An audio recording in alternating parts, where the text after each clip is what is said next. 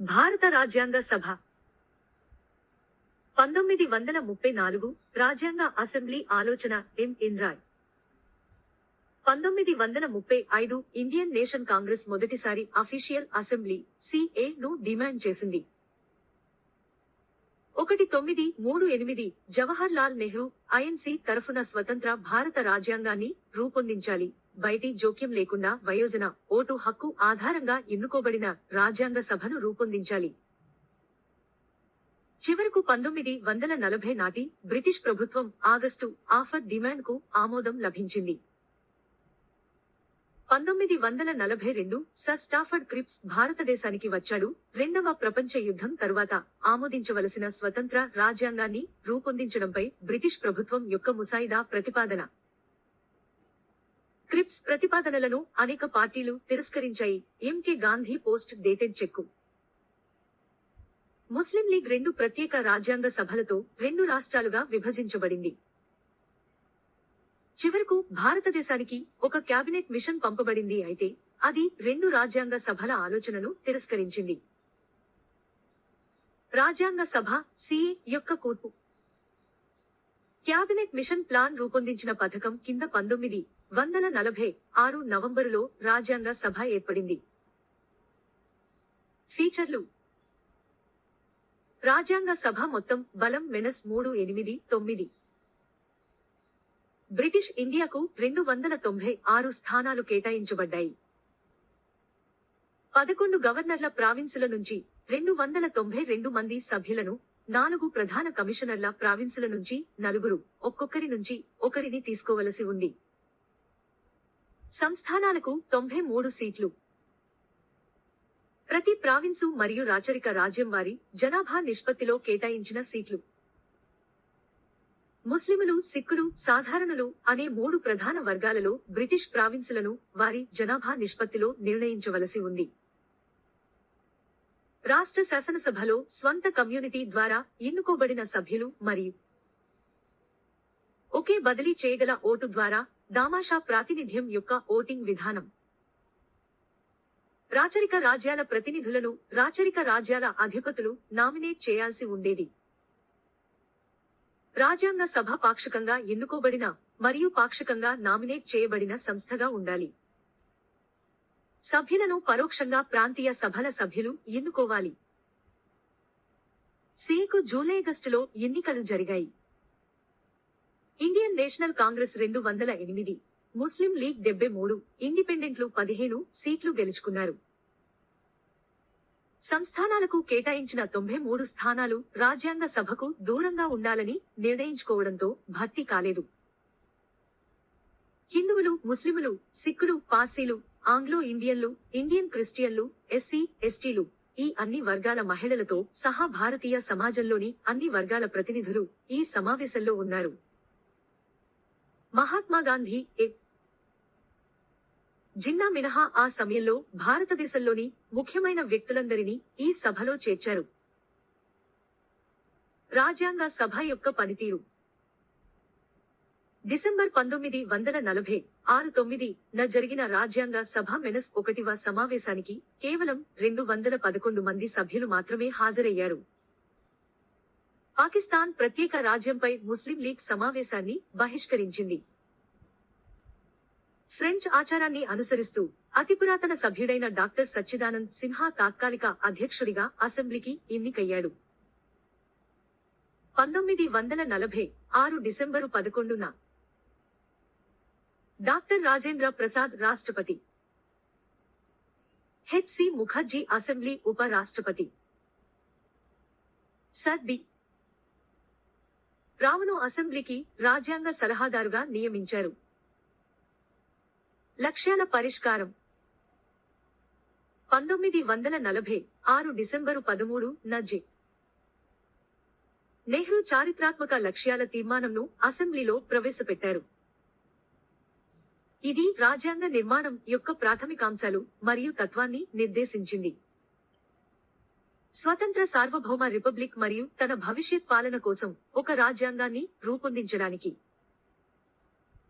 భూభాగాలు భారత రాష్ట్రాలు, భారతదేశం వెలుపల ఉన్న ఇతర ప్రాంతాలు, రాష్ట్రాలు, అలాగే స్వతంత్ర సార్వభౌమ భారతదేశంగా ఏర్పడటానికి సిద్ధంగా ఉన్న ఇతర భూభాగాలు వాటన్నింటికీ యూనియన్ గా ఉండాలి. సార్వభౌమ స్వతంత్ర భారతదేశం యొక్క అన్ని అధికారాలు ప్రజల నుండి ఉద్భవించాయి. సామాజిక, ఆర్థిక మరియు రాజకీయ న్యాయం యొక్క భారతదేశ ప్రజలందరికీ హామీ ఇవ్వబడింది మరియు సురక్షితం చేయబడింది. అల్పసంఖ్యాకులు, గిరిజన ప్రాంతాలు, అణగారిన మరియు ఇతర వెనుకబడిన తరగతులకు తగిన రక్షణలు. రిపబ్లిక్ భూభాగం యొక్క సమగ్రతను కాపాడుకుంది. న్యాయం మరియు నాగరిక దేశాల చట్టం ప్రకారం భూమి, సముద్రం మరియు గాలిపై దాని సార్వభౌమ హక్కులు. ప్రాచీన దేశ్ ప్రభుత్వంలో సముచితమైన, గౌరవప్రదమైన స్థానాన్ని సంపాదించుకుంటూ ప్రపంచశాంతిని, మానవజాతి సంక్షేమాన్ని పెంపొందింపజేయడానికి పూర్తి ఇష్టపూర్వకగా దోహదపడుతుంది. స్వాతంత్ర్య చట్టం ద్వారా మార్పులు. రాజ్యాంగ సభకు దూరంగా ఉన్న సంస్థానాలు క్రమంగా అందులో చేరాయి. ఏప్రిల్ 1947 28 న 5 రాష్ట్రాల ప్రతినిధులు శాసనసభలో పాల్గొన్నారు. జూన్ 3, 1947 న మౌంట్ బాటన్ ప్రణాళిక దేశ విభజన, ఇతర సంస్థానాల ప్రతినిధులు అసెంబ్లీలో తమ స్థానాలను ఆక్రమించుకున్నారు. ఇండియన్ డొమినియన్ నుండి ముస్లిం లీగ్ సభ్యులు కూడా అసెంబ్లీలోకి ప్రవేశించారు. 1947 నాటి భారత స్వాతంత్ర్య చట్టం అసెంబ్లీ స్థానంలో 3 మార్పులు చేసింది.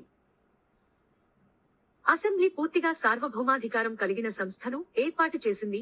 ఇది ఏ రాజ్యాంగాన్ని అయినా రూపొందించగలదు. భారతదేశానికి సంబంధించి బ్రిటిష్ పార్లమెంటు చేసిన ఏ చట్టాన్నైనా మార్చడానికి చట్టం అసెంబ్లీకి అధికారం ఇచ్చింది. అసెంబ్లీ కూడా ఒక శాసనసభగా మారింది. 2 ప్రత్యేక విధులు. స్వతంత్ర భారతదేశం కోసం ఒక రాజ్యాంగాన్ని రూపొందించడం డాక్టర్ రాజేంద్ర ప్రసాద్ అధ్యక్షతన. దేశం కోసం సాధారణ చట్టాలను అమలు చేయడం జి. మావ్లంకర్ అధ్యక్షతన. 1949 నవంబరు 26 వరకు 2 విధులు కొనసాగాయి. అప్పుడు రాజ్యాంగాన్ని రూపొందించే పని ముగిసింది. ముస్లిం లీగ్ సభ్యులు భారత రాజ్యాంగ సభ నుండి వైదొలిగారు.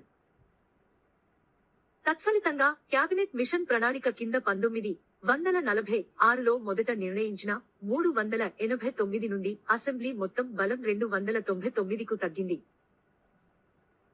జూన్ 29 జాతీయ గణాంకాల దినోత్సవం. దైనందిన జీవితంలో మరియు ప్రణాళిక మరియు అభివృద్ధి ప్రక్రియలో గణాంకాల యొక్క ప్రాముఖ్యత గురించి ప్రజలలో అవగాహన కల్పించడం. భారతదేశపు ప్రముఖ గణాంక శాస్త్రజ్ఞుడు స్వర్గీయ ప్రొఫెసర్ ప్రశాంత చంద్ర మహలనోబిస్ జయంతి. కేంద్ర గణాంక కార్యక్రమాల అమలు మంత్రిత్వ శాఖ న్యూఢిల్లీలోని విజ్ఞాన్ భవన్లో ఈ వేడుకల రోజు కోసం ప్రధాన కార్యక్రమాన్ని నిర్వహించింది. 1955 నుంచి 1967 వరకు ప్రణాళిక సంఘం సభ్యుడిగా కూడా పనిచేశాడు. ప్రణాళిక భారీ పరిశ్రమల అభివృద్ధిని ప్రోత్సహించడం మహలనోబిస్ నమూనా. నిర్వర్తించబడ్డ ఇతర విధులు. రాజ్యాంగ సభ కూడా ఈ క్రింది విధులను నిర్వహించింది.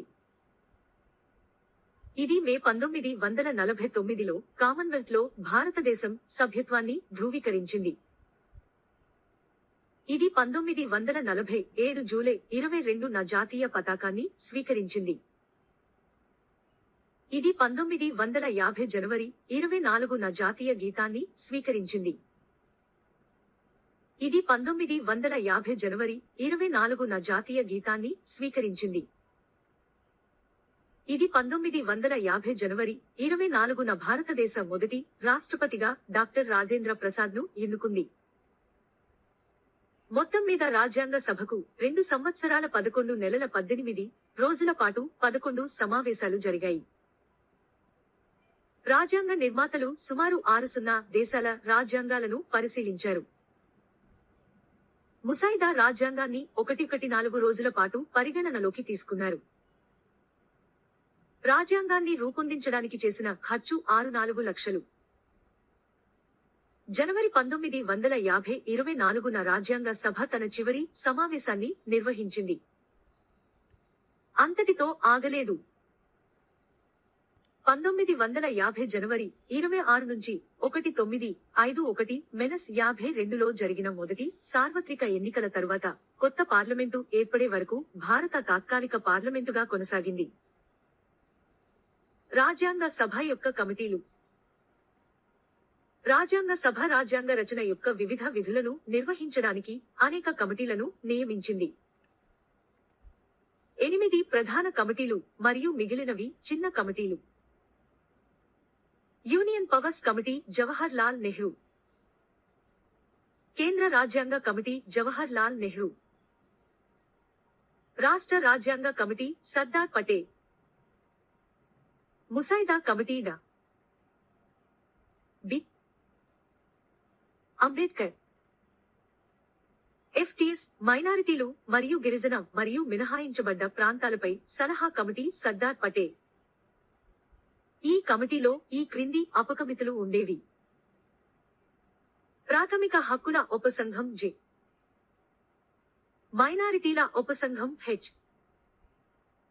ఈశాన్య సరిహద్దు గిరిజన ప్రాంతాలు మరియు అస్సాం మినహాయించిన మరియు పాక్షికంగా మినహాయించబడిన ప్రాంతాలు ఉపసంఘం గోపీనాథ్ బర్దోలోయి. మినహాయించబడిన మరియు పాక్షికంగా మినహాయించబడిన ప్రాంతాలు అస్సాంలో ఉన్నవి కాకుండా ఉపసంఘం ఎ.